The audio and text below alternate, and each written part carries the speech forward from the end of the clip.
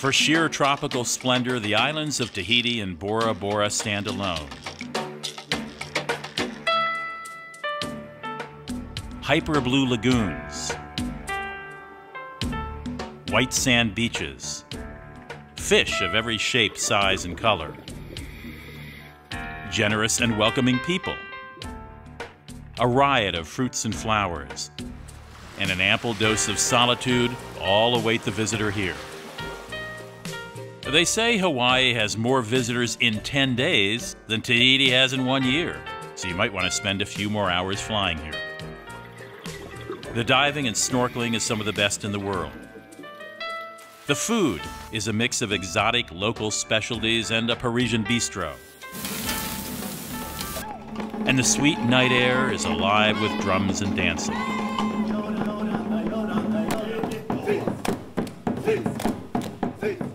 2,500 miles due south of its more popular cousins, the Hawaiian Islands, lie Bora Bora and Tahiti, part of the Society Islands in French Polynesia. Bora Bora's lagoon staggers the imagination. Coral ledges and reefs surround the lagoon. There's only one pass, or opening, in the reef to the sea. Divers and snorkelers can get up close and personal with all kinds of fish, sharks, dolphins, and whales.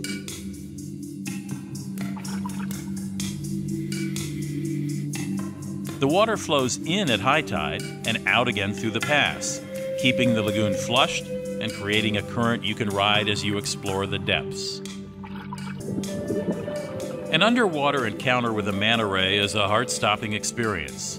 These pterodactyls of the sea blot out the sun with their 15-foot wingspan. They are filter feeders, meaning they feed on plankton and fish larvae filtered from the water through their gills. Here in Anau, mantas come to mate and reproduce, as well as for a good cleaning. Small fish clean the mantas by feeding on the parasites and dead tissue.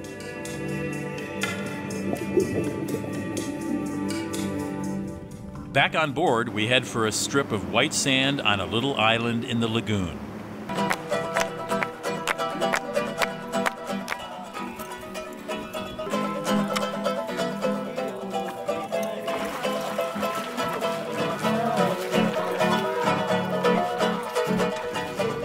My little motu is smack in the middle of Bora Bora's famous lagoon that surrounds a volcanic island and is itself ringed by coral reefs teeming with marine life.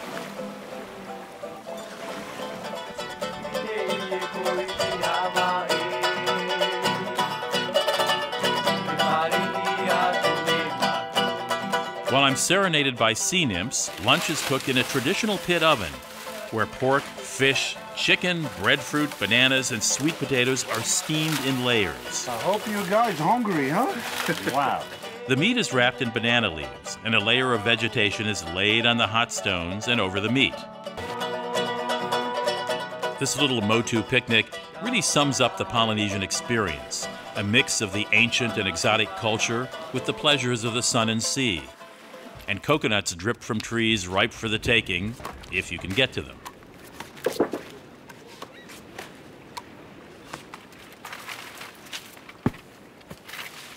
To really get an idea of the topography of these islands, you gotta check them out by air.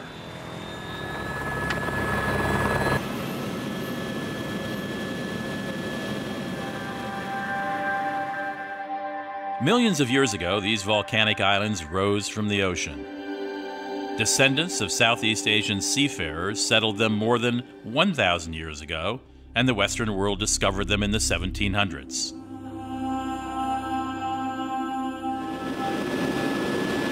Tahiti is the largest of the group of islands in French Polynesia known as the Society Islands. Tahiti is generally the point of arrival and departure for visitors.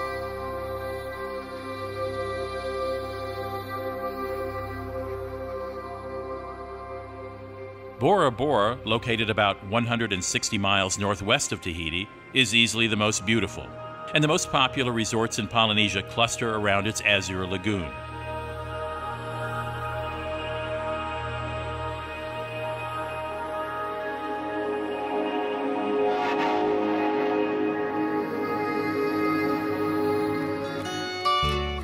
On tropical nights in paradise, everyone heads over to Bloody Mary's, the most famous restaurant at the end of the earth.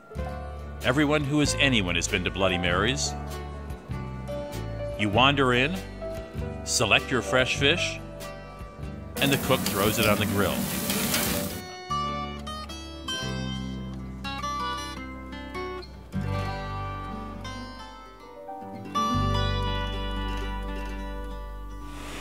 The next day, I hop a flight to Tahiti.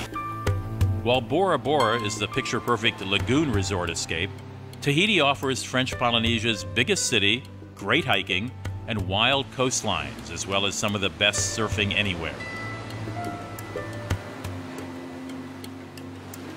Papayete is usually the first place visitors encounter, as the major airport is here.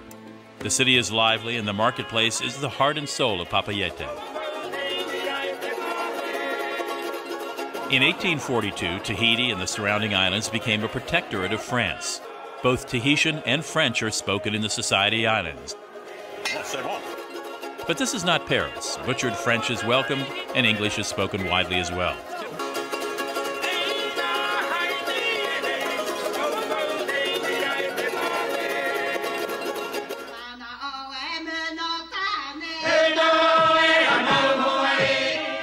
It's Sunday in Papayete, and the local women don intricately decorated hats, and everyone meets at church.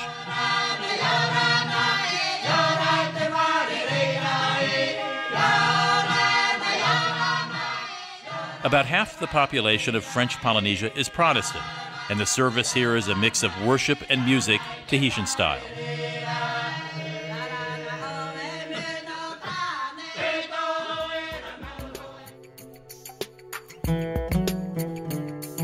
The interior of Tahiti is lush with deep ravines, mossy cliffs, and hidden patches of wild coast.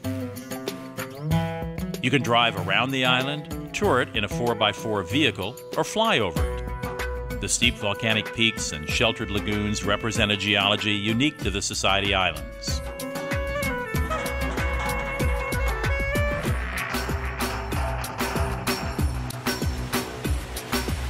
Death-defying surfers come to the place called Tiopu, or Chopu, for what is, in surfers' parlance, the heaviest wave in the world.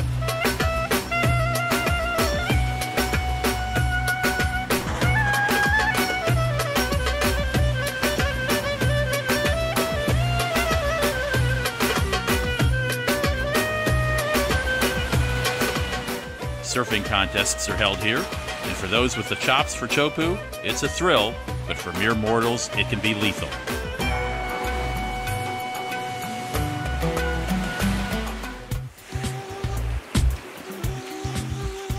Back in Papayete, practice is on. Outrigger canoe races are all the rage here. Everyone prepares tirelessly for the Hawaii Ki Nui Va'a. A major sport event in Polynesia, this outrigger canoe race hits the lagoon every year in autumn, when for 3 days, more than 100 canoes race 94 miles between islands.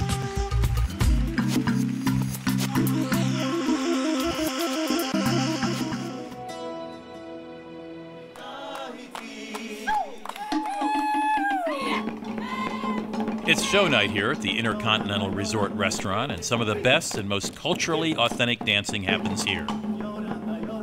Dances in Polynesia often were associated with war, and you can see the intensity and the vigor and raw energy in these dances.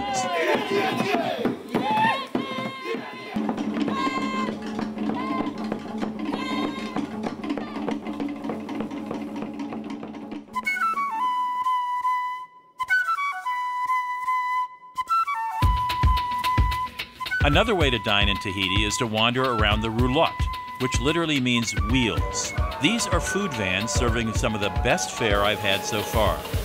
People often stop here for takeout to bring to the beach or to their bungalow.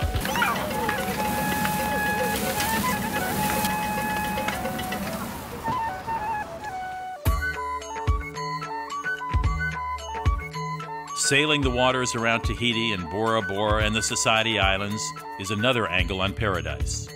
Scores of companies offer everything from lagoon cruises to longer adventure sailing between the islands. Typically, you can swim, snorkel, fish, and dine in style on these boats. You call the shots, stopping for a picnic on a motu or an adventure on shore. The explorers from Europe found the idea of returning to their cold, gray homes difficult. It's hard to blame the mutineers. Once you've been to Tahiti and Bora Bora, it's impossible to forget sunset from a sailboat, the perfectly clear water lapping at your bungalow, the marine world below, and the panorama from above. The spirit of the Tahitians mirrors the beauty of the islands.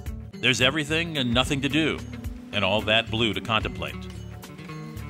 Like the sailors who first stepped on these sweet shores, visitors to Polynesia are stunned, seduced, and then saddened to even think about going home.